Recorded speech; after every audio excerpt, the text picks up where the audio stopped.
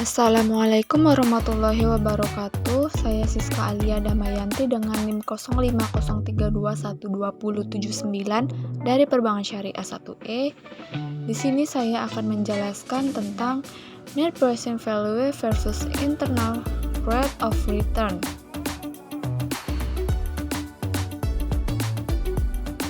Investasi pada hakikatnya merupakan penempatan sejumlah dana pada saat ini dengan harapan untuk memperoleh keuntungan di masa mendatang. Dengan investasi, maka dana yang terdapat dalam kas perusahaan tidak menganggur. Dengan investasi, maka perusahaan mengharapkan beberapa keuntungan, yakni terjaminnya manajemen kas, memperkuat posisi keuangan suatu perusahaan, dan sebagainya.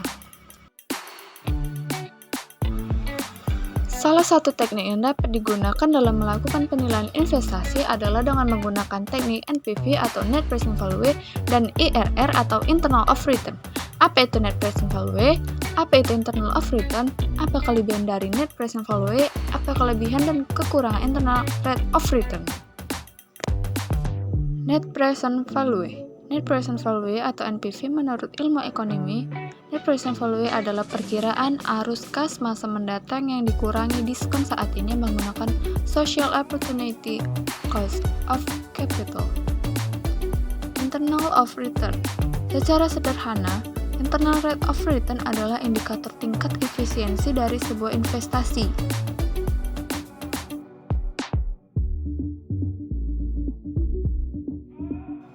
Berikut ini pemaparan dari rumus Net Present Value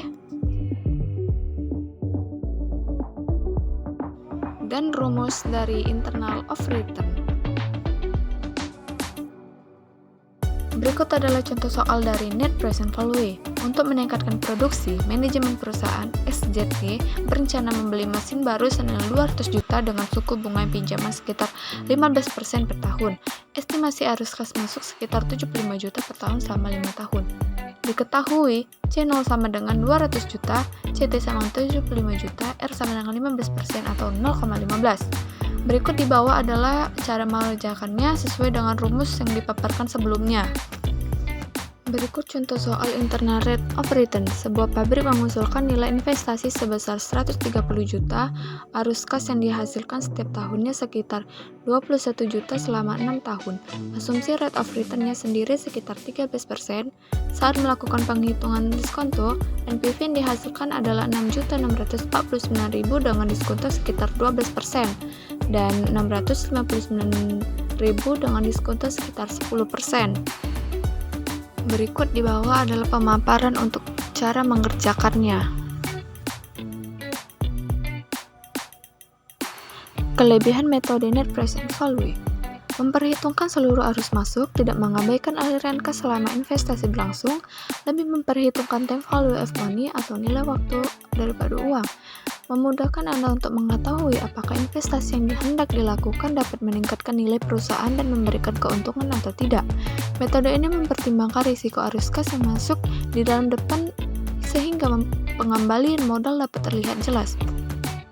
Kelebihan dan kekurangan Internal Rate of Return. Kelebihan IRR. Pertama, menggunakan metode perhitungan IRR, kita bisa mengetahui apakah investasi yang dilakukan layak atau tidak. Yang kedua, metode ini mempertimbangkan setiap arus yang ada. Ketiga, metode ini mempertimbangkan konsep time value of money serta risiko arus masuk di kemudian hari untuk pengembalian modal investasi. Kekurangan IRR. Pertama, dibutuhkan nilai cost of capital ketika menghitung menggunakan metode IRR. Kedua, keputusan yang dihasilkan tidak selalu tepat. Ketiga, metode IRR hanya bisa menunjukkan hasil maksimal ketika satu investasi memiliki kapital berupa rasio. Baiklah, itu saja yang dapat saya sampaikan. Assalamualaikum warahmatullahi wabarakatuh.